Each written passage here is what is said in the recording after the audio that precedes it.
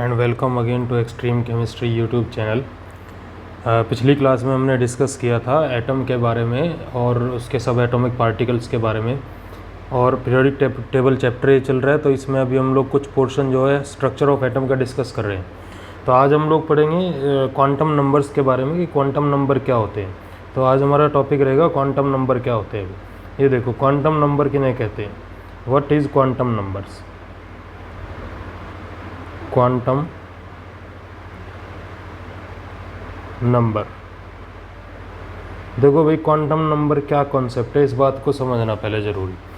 देखो, quantum number क्या होता है कि इट, या मैं बोल दूँ it helps, quantum number help करते हैं हमें, it helps to locate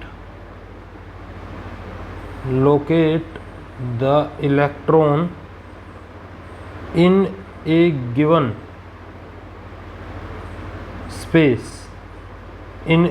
space inside an atom। देखो, क्वांटम नंबर क्या बताते हैं हमें कि एक एटम के अंदर जो गिवन स्पेस है उसके अंदर इलेक्ट्रॉन कहाँ प्रेजेंट है, किस शेल में प्रेजेंट है, किस सब शेल में प्रेजेंट है, किस ऑर्बिट में प्रेजेंट है, किस ऑर्बिटल में प्रेजेंट है, उसकी स्पिन क्या है। तो ये सारी बातें हमें कहाँ से पता चलती हैं, क्वांटम नंबर से पता चलती हैं। फॉर एग्जांपल कि आपको इस दुनिया में किसी भी बॉडी के बारे में या किसी भी पर्सन के बारे में पता करना है, ठीक है। If you want to find out a detail about this person, तो आपको इसके बारे में क्या क्या डिटेल चाहिए, ये आदमी ढूंढने के लिए, ये पर्सन ढूंढने के लिए आपको क्या क्या लगेगा। देखो, एक तो आपको चाहिए इसका कंट्री, ये सबसे पहले मैं कह दूँ इसका नाम पता होना चाहिए हमें। क्या पता होना चाहिए, बोलो नाम, कि किस नाम का आदमी। उसके बाद इसकी कंट्री पता होनी चाहिए। कंट्री के बाद फिर हमें पता होना चाहिए कौन से स्टेट में है। स्टेट के बाद हमें पता होना चाहिए कि कौन से डिस्ट्रिक्ट में है। डिस्ट्रिक्ट के बाद हमें पता होना चाहिए कि कौन से विलेज में है या फिर कौन से कॉलोनी में है, जो भी है, ठीक है। तब उसके बाद फिर हमें इसके घर का पता लग सकता है कि इसका घर कहाँ प्रेजेंट है, कहाँ पे। तो क्वांटम नंबर भी कुछ इसी तरीके का कॉन्सेप्ट है। क्वांटम नंबर में भी जब इलेक्ट्रॉन फाइंड आउट करना होता है तो हमें कई सारे फैक्टर से होकर निकलना पड़ता है। अब कितने क्वांटम नंबर्स होते हैं, वो कितने फैक्टर्स हैं जिनसे हमें इलेक्ट्रॉन का पता चलता है। तो देखो, फर्स्ट जो फैक्टर होता है, फर्स्ट जो क्वांटम नंबर होता है, या यहाँ लिख देता हूँ मैं, type of quantum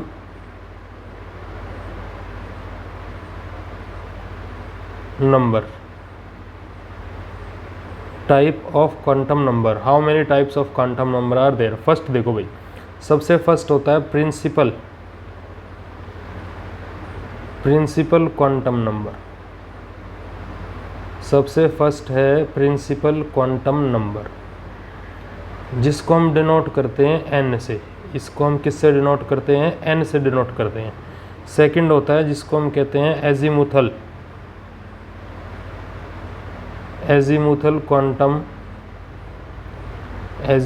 quantum number, इसको हम डिनोट करते हैं एल से। इसके बाद थर्ड होता है जिसको हम कहते हैं मैग्नेटिक क्वांटम नंबर, इसको हम डिनोट करते हैं एमएल से। और फोर्थ होता है जिसको हम कहते हैं स्पिन क्वांटम नंबर, और इसको हम डिनोट करते हैं एमएस से, या एस से डिनोट इसको हम कर देते हैं, ठीक है भाई। तो देखो, प्रिंसिपल क्वांटम नंबर आपको किसके बारे में बताता है, ये बताता है आपको एनर्जी शेल के बारे में। अभी और डिटेल में डिस्कस करेंगे इसको लेके। एनर्जी शेल के बारे में आपको ये बताता है, एनर्जी शेल की इलेक्ट्रॉन की कौन सी एनर्जी शेल है, ये बताता है आपको सब शेल के बारे में, या सब एनर्जी शेल के बारे में। ये आपको सब शेल के बारे में बताता है एजीमुथल क्वांटम नंबर। इसके बाद ये बताता है number of orbitals. Magnetic quantum number आपको बताता है नंबर ऑफ ऑर्बिटल्स के बारे में। और इसके बाद स्पिन क्वांटम नंबर आपको बताता है इलेक्ट्रॉन की स्पिन क्या है, इलेक्ट्रॉन की स्पिन क्या है। और स्पिन के दो टाइप हो जाएंगे, एक होती है क्लॉकवाइज, एक हो जाएगी क्लॉकवाइज, और एक हो जाएगी एंटी क्लॉकवाइज। तो ये दो तरीके से इलेक्ट्रॉन रिवॉल्व कर सकता है, डिस्कस करेंगे इसको हम लोग तो एक क्लॉकवाइज और एक क्या हो सकती है, एंटी क्लॉकवाइज। तो देखो क्वांटम नंबर क्या है, क्वांटम नंबर होते हैं कि it help to locate the electron in a given space inside an atom. कैसे कि अगर आपको इस बॉडी के बारे में पता करना है तो आपको सबसे पहले इसका नाम पता होना चाहिए। नाम मतलब कि क्या हो गया, प्रिंसिपल क्वांटम नंबर n। इसके बाद कंट्री क्या होगी बताओ मुझे, L होगी, जैसे कि मैं कह दूँ एजीमुथल क्वांटम नंबर। स्टेट क्या हो गया, फॉर एग्जांपल स्टेट हो गया मैग्नेटिक क्वांटम नंबर ml। और उसके बाद ये अगर मैं बातें करूँ तो ये क्या होगी उसकी बताओ मुझे, फॉर एग्जांपल स्पिन हो गई। तो कहने का मतलब ये हो गया कि आपको इलेक्ट्रॉन के बारे में अगर पता करना है किसी एटम के अंदर तो आपको इन 4 क्वांटम नंबर के बारे में पता होना करना पड़ेगा पहले। उसके बाद फिर हमें इलेक्ट्रॉन की स्पिन तक या इलेक्ट्रॉन के पोजीशन तक या लोकेशन तक पता चलेगा कि इलेक्ट्रॉन कौन सी सबशेल में प्रेजेंट है। तो आओ भाई सबसे पहले हम डिस्कस करते हैं प्रिंसिपल क्वांटम नंबर को, कि प्रिंसिपल क्वांटम नंबर क्या होता है। ये देखो प्रिंसिपल क्वांटम नंबर क्या है, वेरी वेरी इंपॉर्टेंट टॉपिक। ये देखो भाई principal quantum number, principal quantum number.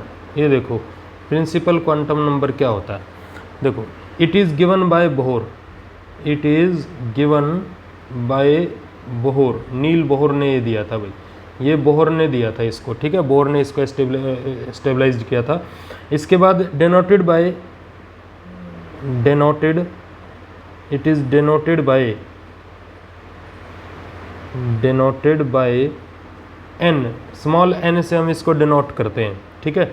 अब देखो ये क्या क्या बातें बताता है, इसके बारे में क्या क्या कहा जाता है, ध्यान से सुनना। ये देखो अगर फर्स्ट पॉइंट, अगर n इंक्रीज होता है, n अगर इंक्रीज होता है मतलब कि n इंक्रीज होने का मतलब क्या है कि शेल अगर इंक्रीज होती है, ये आपको शेल के बारे में बताता है। अगर n इंक्रीज होता है तो साइज़ भी क्या होता है, इंक्रीज होगा, साइज़ भी क्या होगा, इंक्रीज होगा। और साइज़ के अलावा एनर्जी भी क्या हो जाएगी बताओ मुझे, इंक्रीज हो जाएगी शेल की, ठीक है। अगर इलेक्ट्रॉन के अंदर n, या मैं बोल दूँ किसी एटम के अंदर n अगर इंक्रीज होता है मतलब शेल अगर इंक्रीज हो रही है तो उस एटम का साइज़ भी क्या हो जाएगा, इंक्रीज, और उसकी एनर्जी भी क्या हो जाएगी, बढ़ जाएगी। इसके अलावा और क्या क्या बातें बताता है ये आपको, ये देखो भाई, it tell us about the, it tell us about the angular momentum, angular momentum of electron. देखो प्रिंसिपल क्वांटम नंबर आपको एंगुलर मोमेंटम निकालने में भी हेल्प करता है, किसका, इलेक्ट्रॉन का। एंगुलर मोमेंटम क्या होता है, mvr is equal to NH/2π। तो इसके अंदर जो ये n है, ये n क्या है बताओ भाई, n क्या है, ये प्रिंसिपल क्वांटम नंबर है। n क्या है बताओ मुझे, प्रिंसिपल क्वांटम नंबर है। और देखो और किस किस के बारे में आपसे डील करता है। इसके बाद अगर मैं बात करूं कि मैक्सिमम नंबर ऑफ इलेक्ट्रॉन अगर आपको निकालने हैं, maximum, third point, maximum number of electrons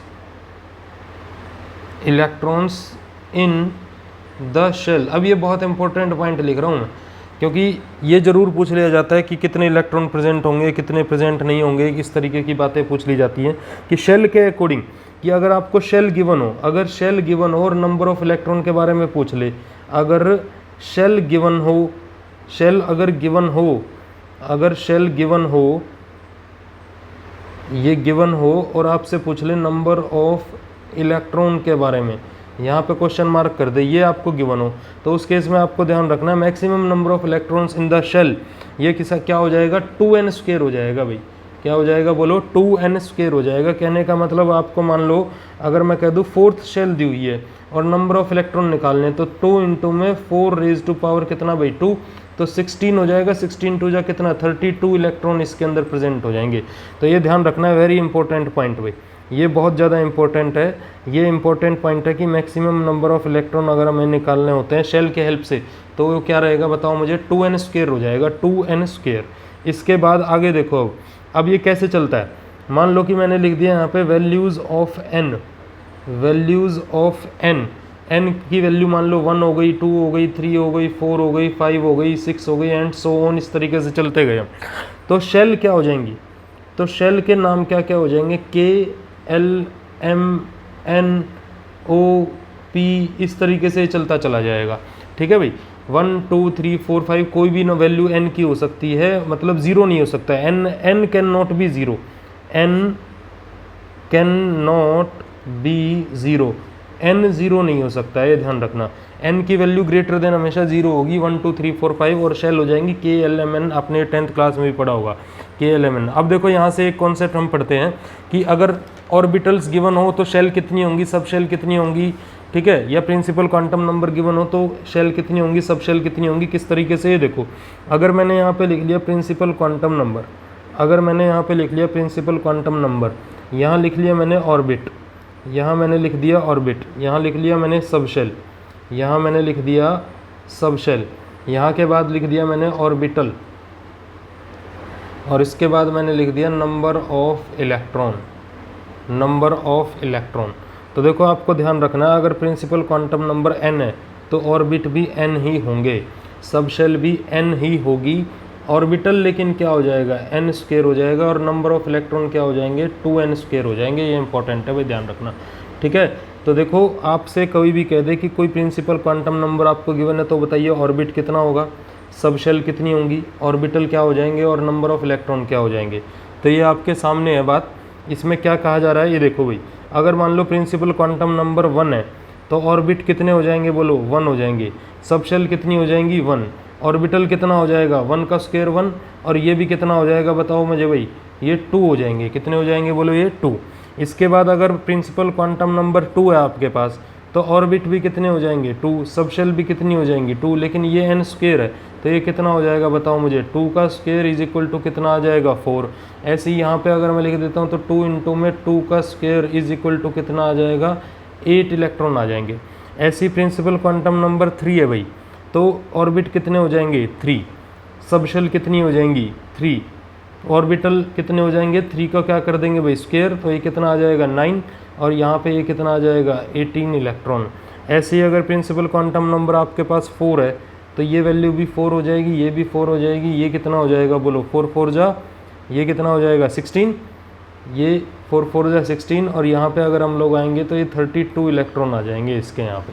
और ऐसे ही अगर मैं आपसे कह दूँ कि अगर ये n है तो ये भी n हो जाएगा, ये भी n हो जाएगा, ये n स्क्वायर हो जाएगा, और ये 2n स्क्वायर हो जाएगा। तो ये बहुत इंपॉर्टेंट पॉइंट मैंने आपको बताया कि अगर आपको कोई कह दे नंबर ऑफ शेल कुछ n प्रेजेंट है तो बताइए ऑर्बिट कितने होंगे, सब शेल कितनी होंगी, ऑर्बिटल कितने होंगे, और नंबर ऑफ इलेक्ट्रॉन कितने प्रेजेंट होंगे। तो this is about the principal quantum number. ये प्रिंसिपल क्वांटम नंबर के बारे में था, ये ध्यान रखना है।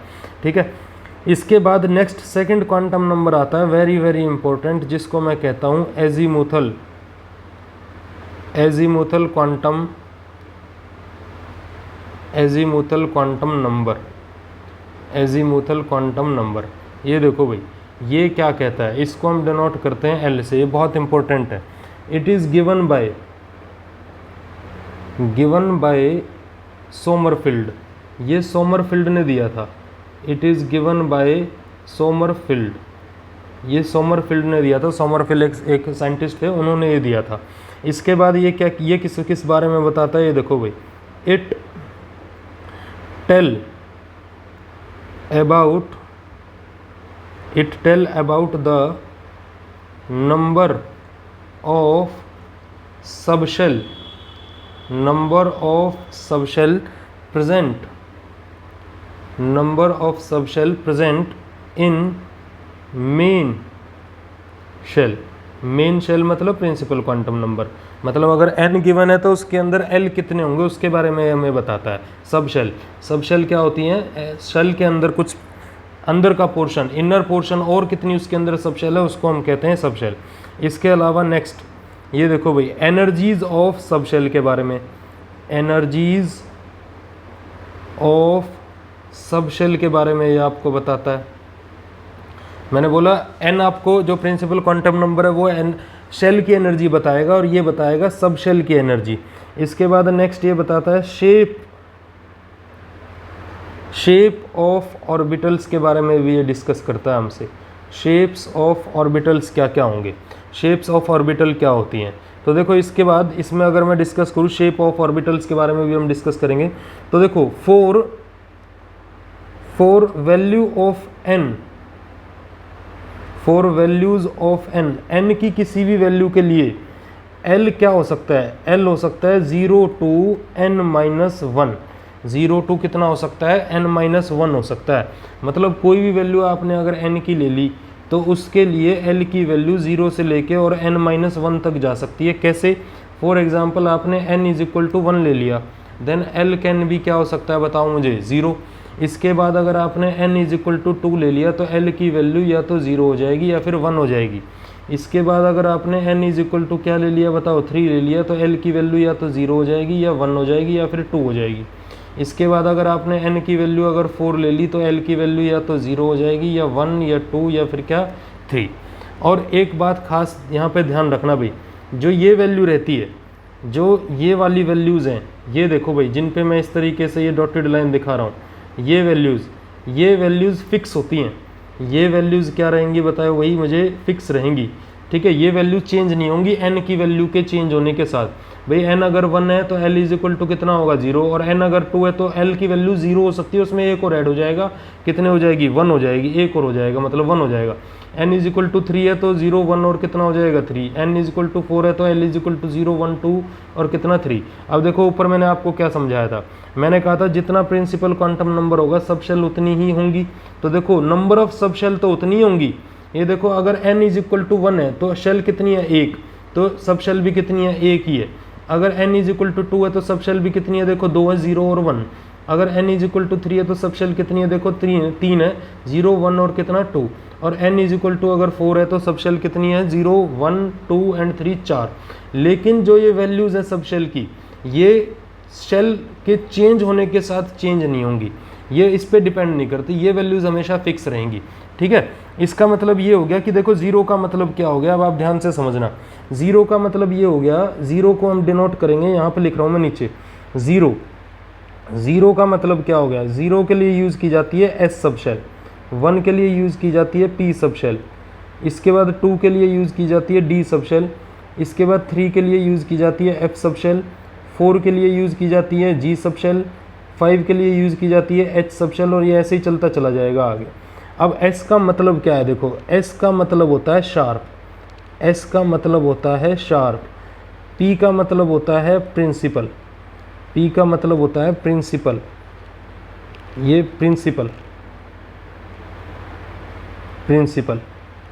D का मतलब होता है डिफ्यूज़, D का मतलब होता है डिफ्यूज़, F का मतलब होता है फंडामेंटल, G का मतलब होता है जनरलाइज्ड या ग्रेड, जनरलाइज्ड, और H का मतलब हम लिख देते हैं हार्मोनिक। तो ये बातें भी आपको पता होनी चाहिए कि देखो जो इसमें 0 आ रहा है वो कौन सी सब शेल हो जाएगी मतलब S, अगर 1 आ रहा है तो कौन सी हो जाएगी P, अगर 2 आ रहा है तो हो जाएगी D, और 3 आ रहा है तो F, 4 आ रहा है तो G, और 5 आ रहा है तो क्या बताऊँ मुझे वही H हो जाएगी। तो इसका मतलब देखो ये हो गया, अगर मैं इन दोनों को एक जगह रिप्रेजेंट करने की कोशिश करूं तो ये हो जाएगा, देखो 0 के लिए क्या यूज़ कर लिया मैंने, बोलो S, और यहाँ कौन सी शेल है ये 1S हो गया। इसके बाद अगर मैं इसमें रिप्रेजेंट करने की कोशिश करूँ तो देखो 0 के लिए क्या लिख लिया मैंने S, और 1 के लिए क्या लिख लिया मैंने बोलो P, और शेल कौन सी है इसमें 2S एंड क्या बोलो 2P। देखो कितना इंटरलिंक्ड है, ये इलेक्ट्रॉनिक कन्फिग्रेशन तैयार हो रही है आपकी इधर, और इसी वजह से मुझे ये टॉपिक कराने पड़ रहे हैं, आपको थोड़ा सा बेस क्लियर हो जाएगा पीरियोडिक टेबल पढ़ने से पहले। ऐसे ही 0 के लिए देखो फिर से S, P के 1 के लिए P, और 2 के लिए क्या हो जाएगा D। तो कहने का मतलब 3S 3P एंड 3D। इसके अलावा यहाँ पे जब आप लोग आओगे तो ये हो जाएगी देखो 4S 4P 4D and 4F। तो यहाँ से आपको एक बात समझ में आ रही होगी, देखो S सब शेल केवल 1 शेल और 2 शेल के अंदर आएगी, या 3 के अंदर भी या 4 के अंदर भी। P सब शेल 1 2 3 और 4 किसी भी शेल में आ सकती है, लेकिन जो D सब शेल आएगी वो D सब शेल हमेशा कौन सी शेल से स्टार्ट होगी, n = 3 से स्टार्ट होगी। फिर n = 4 के अंदर भी D सब शेल आ सकती है। फिर F सब शेल कहाँ से स्टार्ट हो रही है, जब n = कितना आ रहा है बताओ मुझे 4 आ रहा है। तो बात ध्यान करने की क्या है कि 0 के लिए यूज़ किया जाता है S, 1 के लिए P, 2 के लिए D, 3 के लिए F, 4 के लिए G, और 5 के लिए क्या बोलो H। तो ये था SPDF के बारे में। और देखो प्रिंस, ये एजीमुथल क्वांटम नंबर और किस किस के बारे में बताता है भाई, ठीक है। यहाँ मैं एक लाइन लिख देता हूँ, there is no change, there is no change for a particular L with change in n। ये वही बात है जो मैंने आपको बताई थी कि n की वैल्यू के साथ साथ ये जो पर्टिकुलर वैल्यू होती है l की, ये चेंज नहीं होंगी। हाँ, n की वैल्यू जब चेंज होगी तो नंबर ऑफ सबशेल चेंज हो सकती है, नंबर ऑफ सबशेल उतनी होंगी। तो यहाँ पे मैं लिख देता हूँ, ये देखो भाई, number of shell is equal to होती है number of subshell, number of subshell. ये ध्यान रखने की बात है, ये थोड़ा सा ध्यान रखना। नंबर ऑफ शेल जितनी होंगी नंबर ऑफ सबशेल उतनी होंगी, लेकिन ये वैल्यूज़ हमेशा क्या रहेंगी, फिक्स रहेंगी। ये वैल्यूज़ हमेशा क्या रहेंगी, फिक्स। 0 0 0 0 1 1 1 1 2 2 2 2 या 3 3, इस तरीके से ये वैल्यूज़ हमेशा फिक्स रहेंगी। अब देखो आगे और क्या क्या बताता है एजीमुथल क्वांटम नंबर आपको, और किस किस के बारे में बात करते हैं हम लोग। वेरी इंपॉर्टेंट फैक्टर, ये देखो, it tell us about the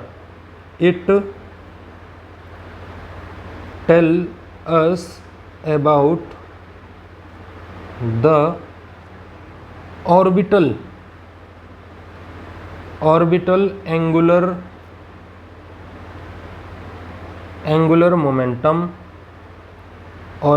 angular momentum of an electron. देखो भाई, जब इलेक्ट्रॉन एक एटम के अंदर रिवॉल्व कर रहा होता है तो उसको 3 एंगुलर मोमेंटम लेके चलता है। एक तो होता है MVR एंगुलर मोमेंटम, एक होता है ऑर्बिटल का एंगुलर मोमेंटम, और एक आगे पढ़ेंगे हम स्पिन एंगुलर मोमेंटम। तो अभी ये ऑर्बिटल एंगुलर मोमेंटम की बात कर रहा हूँ मैं। और एक एंगुलर मोमेंटम हमने पढ़ा था MVR is equal to NH/2π, इसको तो हम कहते हैं एंगुलर मोमेंटम। इसके बाद ये एक ऑर्बिटल एंगुलर मोमेंटम है। अब ये एंगुलर मोमेंटम क्या है, देखो मान लो यहाँ पे एटम प्रेजेंट है, ये मेरे पास न्यूक्लियस हो गया, और यहाँ पे ये कोई शेल है, इस शेल के अंदर इलेक्ट्रॉन रिवॉल्व कर रहा है। अब इसका एक तो एंगुलर मोमेंटम क्या हो जाएगा, इसका एंगुलर मोमेंटम हो जाएगा MVR is equal to NH/2π, ठीक है। इसके बाद इलेक्ट्रॉन इसमें रिवॉल्व कर रहा है इस तरीके से, इस तरीके से रिवॉल्व कर रहा है इलेक्ट्रॉन।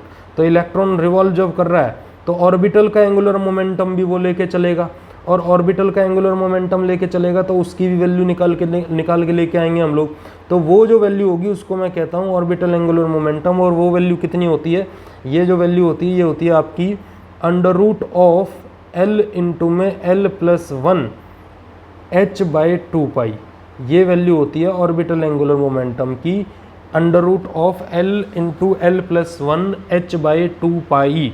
इसमें आप L की वैल्यू रख दोगे तो आप क्या निकाल सकते हो, ऑर्बिटल एंगुलर मोमेंटम निकाल सकते हो भाई। जैसे मैं एक एग्जांपल दूँ आपको, एक क्वेश्चन लिखते हैं हम लोग। ये देखो भाई, एक क्वेश्चन लिखता हूँ मैं, calculate the orbital angular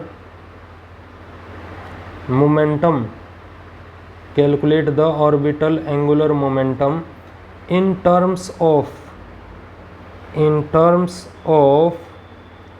H/2π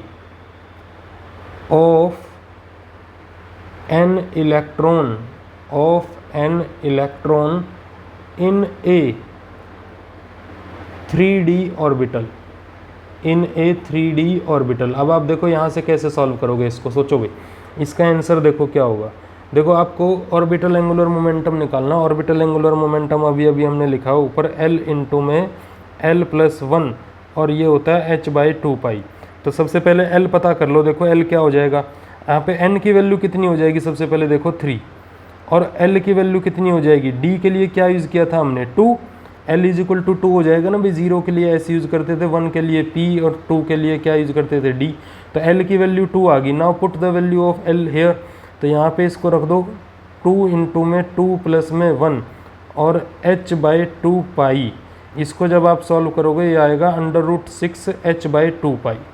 ये तो ये इसके आंसर आ गया। तो इस तरीके से ऑर्बिटल एंगुलर मोमेंटम निकाला जा सकता है। अब देखो फाइनली एजीमुथल क्वांटम नंबर किस किस के बारे में बात कर रहा है आपसे, ये देखो एक बार फिर रिपीट कर देते हैं भाई। एजीमुथल क्वांटम नंबर क्या होता है, ये देखो ये given, it is given bye Sommerfeld. Sommerfeld ने इसको दिया था। ये आपको किसके बारे में बताता है, सब शेल के बारे में बताता है, एनर्जी ऑफ सब शेल के बारे में बताएगा, शेप ऑफ ऑर्बिटल के बारे में बताएगा। किसी भी वैल्यू ऑफ एन के लिए एल की वैल्यू 0 से n-1 तक जा सकती है। तो देखो 0 के लिए मैं S यूज़ करूँगा, 1 के लिए P, 2 के लिए D, 3 के लिए F, 4 के लिए Z, 5 के लिए H। S का मतलब होता है sharp, principal, diffuse, fundamental, generalised, harmonic. और ये देखो अगर n इज इक्वल टू 1 है तो L की वैल्यू इज इक्वल टू क्या हो जाएगी, 0, मतलब कि मैं इसको लिख सकता हूँ 1s। 0 के लिए मैंने S यूज़ किया और 1 का मतलब 1 हो गया। n इज इक्वल टू 2 के लिए वैल्यू हो जाएंगी L की 0 से और कितना 1 तक, तो 2s और 2p। n is equal to 3 के लिए 0, 1 और 2, तो 3s, 3p एंड 3d। ऐसे ही ये n इज इक्वल टू 4 के लिए। तो there is no change for a particular L with change in n, लेकिन नंबर ऑफ शेल जितनी रहेंगी उतनी नंबर ऑफ सब शेल रहेंगी।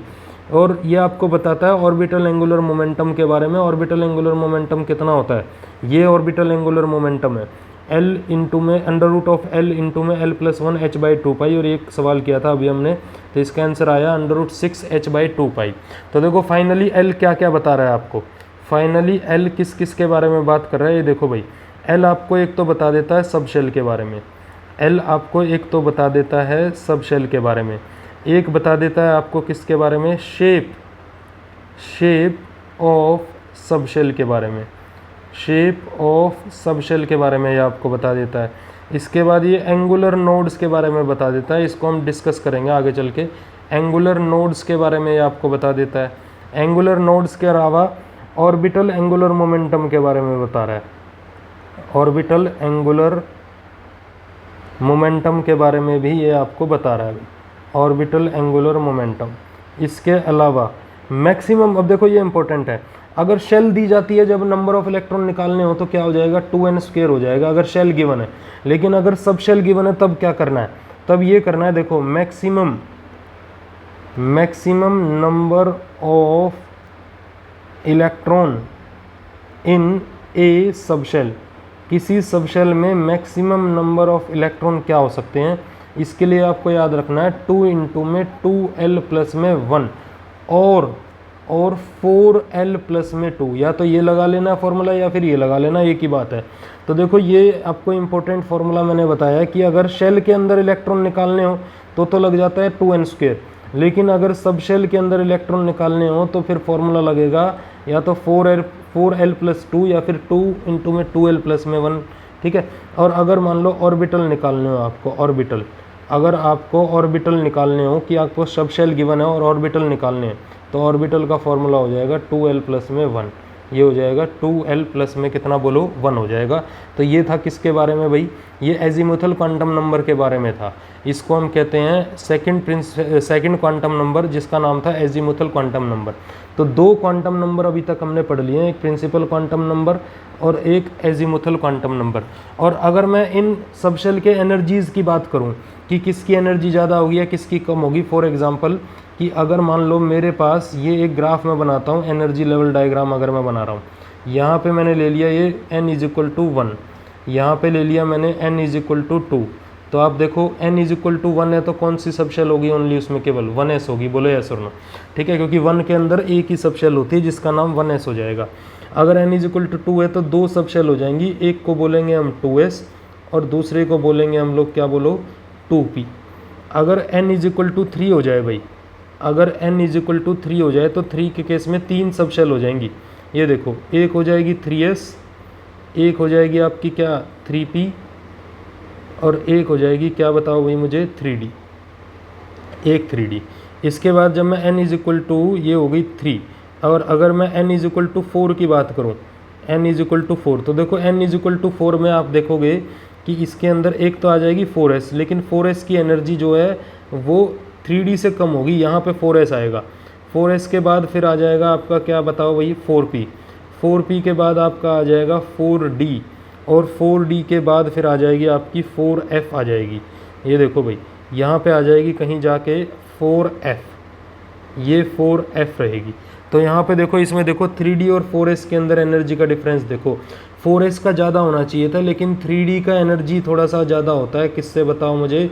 4s से। और ये कॉन्सेप्ट केवल 3D और 4s के बीच में नहीं रहता, आगे भी रहता है। जब हम इलेक्ट्रॉनिक कॉन्फ़िगरेशन डिस्कस करेंगे तब आपको ये पता चलेगा।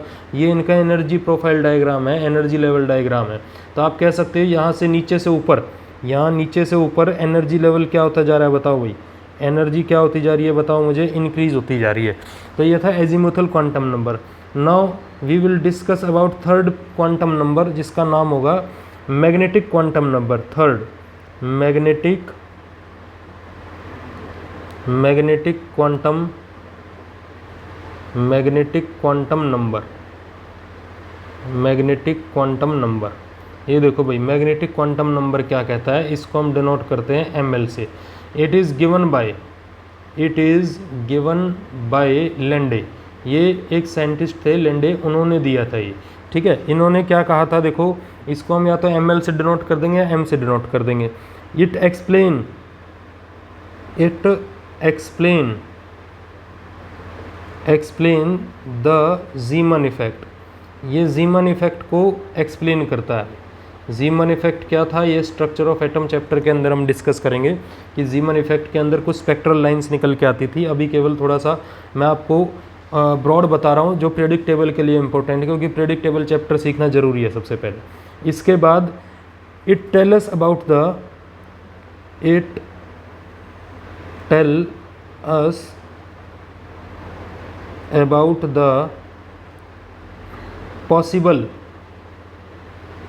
about the possible orientations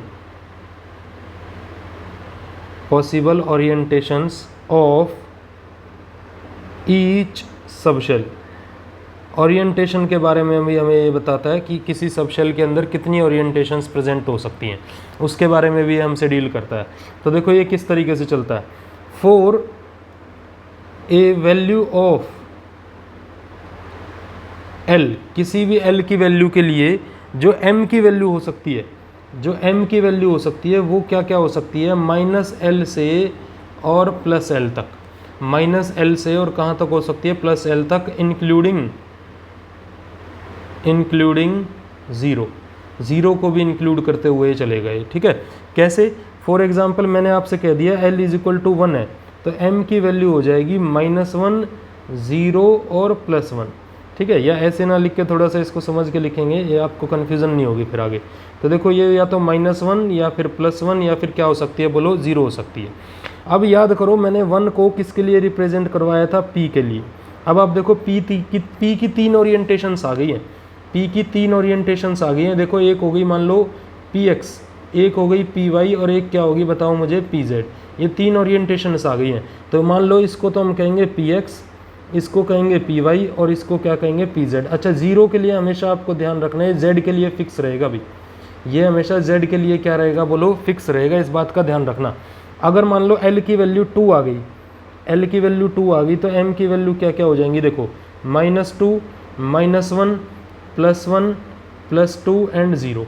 तो देखो कितनी वैल्यूज़ बन गई? 1, 2, 3, 4 एंड कितना? 5। ठीक है, तो यहाँ पे देखो इसको हम कह देंगे, देखो 2 के लिए क्या यूज करते थे हम लोग? D। तो ये वैल्यू हो जाएगी, देखो dxy, dyz, dzx, dx² - y²। और 0 के लिए मैंने आपको फिर बोला है z के लिए हमेशा फिक्स रहेगा, तो ये हमेशा किसके लिए हो जाएगी? dz² के लिए हो जाएगा। तो ये ध्यान रखना है आपको। तो देखो dxy, dyz, dzx, dx² - y² and dz², ये किसके बारे में बातें हो गई? ये बात हो गई मैग्नेटिक क्वांटम नंबर के बारे में। तो मैग्नेटिक क्वांटम नंबर आपको किसके बारे में बता देता है? एक तो ये एक्सप्लेन करता है ज़ीमन इफेक्ट को, उसके बाद ये पॉसिबल ओरिएंटेशंस के बारे में बता देता है कि इलेक्ट्रॉन किस किस ओरिएंटेशंस में रिवॉल्व कर सकता है। ठीक है, उसके बारे में भी आपको डिस्कस करके देता है। इसके बाद देखो एक क्वेश्चन करते हैं भाई, यहाँ के बाद एक क्वेश्चन करके देखते हैं। ये देखो भाई, क्वेश्चन क्या है? इधर देखो, आपसे कह दिया क्वेश्चन में ये है, राइट द वैल्यूज़ ऑफ, या पहले स्पिन क्वांटम नंबर और कर लेते हैं, उसके बाद क्वेश्चन करके देखेंगे। ये देखो, 4th क्वांटम नंबर क्या है? Spin quantum number. Spin quantum number, spin quantum number, ये देखो भाई, स्पिन क्वांटम नंबर को हम डिनोट करते हैं एमएस से। स्पिन क्वांटम नंबर को डिनोट करेंगे हम किससे? एमएस से। तो देखो स्पिन क्वांटम नंबर किसके बारे में बताता है आपको? देखो इलेक्ट्रॉन की अपनी एक स्पिन भी होती है। इलेक्ट्रॉन की अपनी क्या होती है बताओ मुझे? एक स्पिन होती है। उस स्पिन में या तो हम क्लॉकवाइज बोलते हैं या फिर एंटी क्लॉकवाइज बोलते हैं। तो देखो वो क्या होता है, electron spins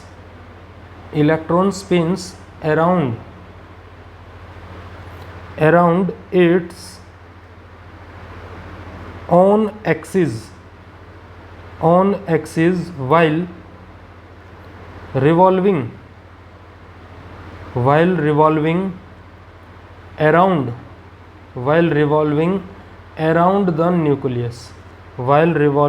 around the nucleus। ये कह रहा है कि इलेक्ट्रॉन जो स्पिन करता है on its own axis while revolving around the nucleus of an atom। इसके बाद नेक्स्ट पॉइंट ये देखो, it describe, very very important, it describe the spin angular momentum. तो देखो आपको 3 एंगुलर मोमेंटम निकालने के लिए कह सकता है, एक तो mvr और दूसरा √L इंटू L प्लस में कितना बोलो 1h/2π जिसको हम ऑर्बिटल एंगुलर मोमेंटम कहते हैं, और एक हो गया ये स्पिन एंगुलर मोमेंटम। अब स्पिन एंगुलर मोमेंटम का फॉर्मूला होता क्या है भाई? ये देखो s इंटू में s प्लस में 1h/2π, s इंटू में s प्लस 1h बाई कितना बोलो 2π। तो s का मतलब हो जाएगा स्पिन क्या रहेगी। ठीक है, ये सवाल करेंगे हम, क्वेश्चन करेंगे तब आपको क्लियर होगा। इसके बाद ये एक वेक्टर क्वांटिटी है। ये क्या है बताओ मुझे? एक वेक्टर क्वांटिटी है। जो स्पिन क्वांटम नंबर होता है ये एक वेक्टर क्वांटिटी रहेगी। और इसके बाद मैग्नेटिक मोमेंटम, किसी भी इलेक्ट्रॉन का जो मैग्नेटिक मोमेंटम होता है, magnetic momentum in atom is due to spin of an electron. Magnetic momentum किसकी वजह से रहता है? स्पिन ऑफ एन इलेक्ट्रॉन की वजह से रहेगा। ठीक है, मैग्नेटिक मोमेंटम जो हम निकालते हैं म्यू। तो अब देखो यहाँ पे आपको क्या ध्यान रखना है, हमेशा एक बात ध्यान रखनी है। देखो भाई, पेयर्ड इलेक्ट्रॉन जो रहेंगे, जो पेयर्ड इलेक्ट्रॉन होते हैं, पेयर्ड इलेक्ट्रॉन कौन से होते हैं? ये देखो, इनको मैं पेयर्ड इलेक्ट्रॉन कहता हूँ। इस तरीके से अपोजिट स्पिन में जो प्रेजेंट रहेंगे और पेयर्ड रहेंगे। कैंसल मैग्नेटिक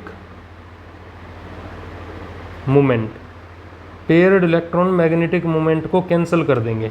और देखो और इम्पोर्टेंट पॉइंट बताता हूँ मैं आपको। अगर देखो मान लो दो इलेक्ट्रॉन के ओरिएंटेशन इस तरीके से हैं, ये दोनों इलेक्ट्रॉन पैरेलल हैं एक दूसरे के, ये दोनों इलेक्ट्रॉन एक दूसरे के क्या है भाई? पैरेलल हैं, पैरेलल स्पिन में है ये, पैरेलल स्पिन में।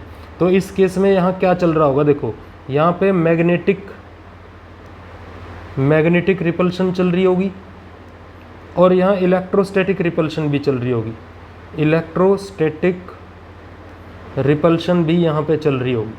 और अगर मान लो इलेक्ट्रॉन कुछ इस तरीके से हैं ऐसे, तो यहाँ पे क्या चल रहा होगा? ये पैरेलल नहीं है, ये अपोजिट स्पिन हो गई, तो ये मैग्नेटिक अट्रैक्शन चल रही होगी, मैग्नेटिक अट्रैक्शन यहाँ पे चल रही होगी। लेकिन electrostatic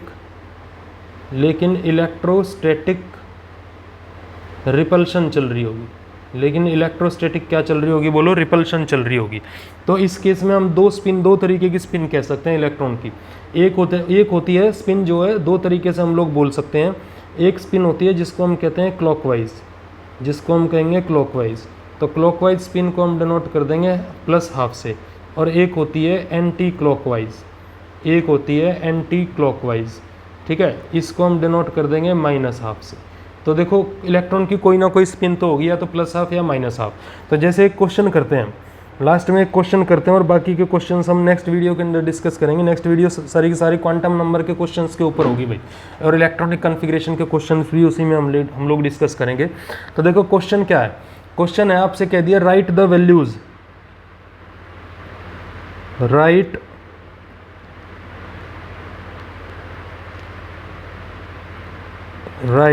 the values of all the four quantum of all the four quantum numbers of the outermost electron of an element whose atomic number is 12। देखो 12 एटॉमिक नंबर दे दिया आपको और कह रहा है इसके आउटर मोस्ट शेल इलेक्ट्रॉन जिस shell के अंदर प्रेजेंट है उसकी सारी वैल्यूज देखनी है आपको क्वांटम नंबर की। तो देखो अगर 12 क्वांटम नंबर है, 12 एटॉमिक नंबर कितना है भाई 12 है, तो 12 एटॉमिक नंबर है तो इसका इलेक्ट्रॉनिक कन्फिग्रेशन क्या हो जाएगा, देखो 1s2 2s2 and 2p6 and 3s2। मान लो ये भी आपको गिवन आ गया, तो इसमें देखो वैलेंशियल इलेक्ट्रॉन इसके अंदर रहेगा 3s के अंदर, तो n इज इक्वल टू कितना रहेगा इसका 3, l इज इक्वल टू कितना रहेगा बोलो 0। भाई s सब शेल है, s के लिए क्या यूज़ किया था मैंने, बोलो 0 यूज़ किया था, तो n is equal to 3, l is equal to 0। अब ms की वैल्यू भी कितनी हो जाएगी 0, क्योंकि l 0 तो ms भी कितना रहेगा 0 रहेगा। अब स्पिन दो तरीके की हो सकती है, या तो ये प्लस हाफ जा सकता है या फिर क्या जा सकता है बोलो माइनस हाफ, हम कुछ भी लिख सकते हैं इसके अंदर, ठीक है। तो ऐसे ही कुछ क्वेश्चंस हम लोग नेक्स्ट क्लास में डिस्कस करेंगे। आज मैंने आपको क्वांटम नंबर के बारे में बता दिया इस वीडियो लेक्चर के अंदर, ठीक है। तो ये आपको पढ़ना है, इसके बारे में कोई डाउट आता है कमेंट सेक्शन के अंदर आप मेरे से पूछ सकते हो, ठीक है। नेक्स्ट क्लास जो रहेगी क्वांटम नंबर के क्वेश्चंस के ऊपर रहेगी, ठीक है। तो चलो आज का ये लेक्चर यहीं तक करते हैं भाई, इसके आगे की बातें नेक्स्ट क्लास के अंदर करेंगे। और आपको अगर ये वीडियोज़ पसंद आ रही है तो लाइक करिए और सब्सक्राइब करिए, ठीक है। Thank you to all of you.